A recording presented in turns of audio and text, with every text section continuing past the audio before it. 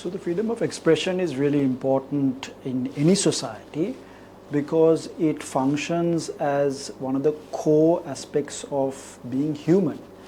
As human beings, we need to express ourselves. So if we don't have the freedom to express ourselves, then part of being human is restricted. Apart from that very human quality of needing to express oneself, the freedom of expression is also important at a societal level because we can't participate in politics, in a democracy, without the freedom of expression. So it also has a community-based value, and individuals will participate in democracy because and through their freedom of expression. So that is a key aspect of freedom of expression, and that is why it's so important that it's protected and valued in any society. So I think the freedom of expression is very important to the legal profession because making submissions and making an argument requires some freedom to be able to really express oneself. So it's a very key aspect of the legal profession because so much is dependent on the written form and the oral form of expression. Making an argument in court or in a written document on behalf of your client requires that freedom. Apart from that, if you take academia, any academic, any scholar will require a certain level of freedom to be able to express themselves. What they research, what they discover, being communicated without restrictions in the form of, say, a paper or a book.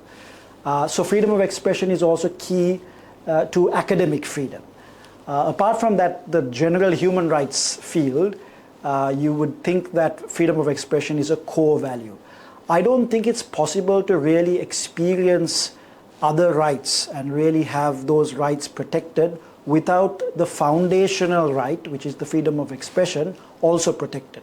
So in many ways, freedom of expression is considered to be a core right. It is a right that underpins many other rights. I'll give you an example. You can't really have the freedom to politically participate in a democracy without the ability to express yourself. Or you can't have the ability to form a trade union or a particular association without being able to communicate with prospective members, communicate your mandate, your mission, and organize oneself. So the freedom of expression is clearly a core right. Without that, many other rights become futile. So it's important to distinguish between the freedom of expression and various forms of expression. The freedom of expression is one's ability to express oneself without unnecessary interference. That's what you mean by freedom. But of course, everyone has certain duties to one another, also to society, to express oneself in a way that doesn't restrict the rights of others. So for example, we could express ourselves in a very free manner and we benefit from the freedom of expression. But if we entice other people to attack a particular community on the basis of their religion or their race or their nationality, we'll be exercising that ability to express oneself in a manner that restricts or violates other people's rights. So then we need a system of law to restrict or place limitations on the freedom of expression. So there are instances in which expressions can harm other people and hinder their rights. It can be from incitement to violence. It can also be calls for discrimination against certain communities. It can be even restrictions on a child's right to education by virtue of someone saying that this shouldn't be offered to that child. So expression can hinder other rights, which is why a legal system that defines restrictions in a particular way is very important. But there is a risk that restrictions are applied in a manner that is disproportionate and unnecessary. And then freedom of expression can be actually violated as a result of undue or unjust restrictions. So it's very important that when the state decides to impose a restriction on the freedom of expression, that restriction complies with certain legal criteria. It has to be by a legal instrument, like an act of parliament. It should be necessary for a really important aim, like protecting the rights of others. It should be necessary, therefore it shouldn't be a sort of unnecessary frivolous restriction, and it should be a proportionate restriction. For example, imprisoning someone for expressing themselves in a particular way might be disproportionate as a penalty versus maybe a fine or a warning. So even restrictions, although they could be justified in principle, the actual restriction needs to be compliant with certain legal criteria. So I think personally, I can't really speak of specific examples where I felt my freedom of expression was directly violated. But of course, in a particular environment, you do feel the pressures of, or let's say risks of expressing yourself. There'll be risks associated with being critical of governmental policies or certain institutions or certain political actors, because the law may be abused to be enforced against you for your expression.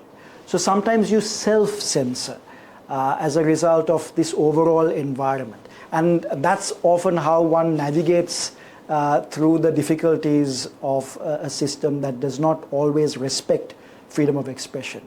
But there's also been specific examples of legal professionals, journalists who have spoken out, who have dissented, who have presented critical views, and who have actually been punished for those views. There are so many examples of people being jailed, people being attacked, some even assassinated or disappeared for their expressions. So in a context in which many people have suffered, many professionals have suffered as a result of their expressions, there is an overall chilling effect on the rest of us who will be much more careful when we express ourselves. Having said that, it is important to keep expressing yourself, keep pushing the boundaries, and finding safety in numbers. So the more people express themselves in a way that's respectful, but also critical, also decisive, the more difficult it is to pinpoint and single out those who actually do express themselves. So safety in numbers is a societal way in which you can navigate a system that is inhospitable to the freedom of expression. And then it becomes more difficult to really suppress individuals in the context of many people speaking out. And we've seen examples of that, where people come out in numbers and express themselves. It's very difficult for authorities to suppress such expression. So communal or group expression is another very important way of navigating a difficult terrain like that. So as a legal practitioner, I think I don't see major challenges ahead in terms of the freedom of expression. I think we have a very strong independent judiciary, as a result of which I don't see a major hurdle for legal practitioners in terms of expressing themselves. I could be wrong, because contexts often evolve and change very quickly. So in a political climate that is repressive in the future, in a climate where even the independence of the judiciary is in some way restricted, we could see changes, and we could see a more hostile environment for lawyers. Having said that, for academics, I think the environment to do good research and push it out there and challenge conventional wisdom, change opinions, make sure that the public are informed through rigorous research as opposed to just opinion. All of that is possible in the current environment with certain restrictions. Certain subjects, I think, are still sensitive, and academics will find it difficult to navigate in terms of those subjects. But generally speaking, I think the environment is open enough for a lot of important research to be pushed out there, a lot of cutting-edge research to be pushed out there. And that environment has to be safeguarded. And as I said before, it's important to not only recognize freedom of expression as valuable and important in society, it's also important that we have very strict, clear legal criteria for when it is permissible to restrict the freedom of expression. because the freedom of expression really can only flourish in a context where limitations are really applied only for very, very specific forms of expression in very, very specific circumstances and in a manner that is restrained. So that's all important in order for the profession, the legal profession and also legal academia to flourish in this country.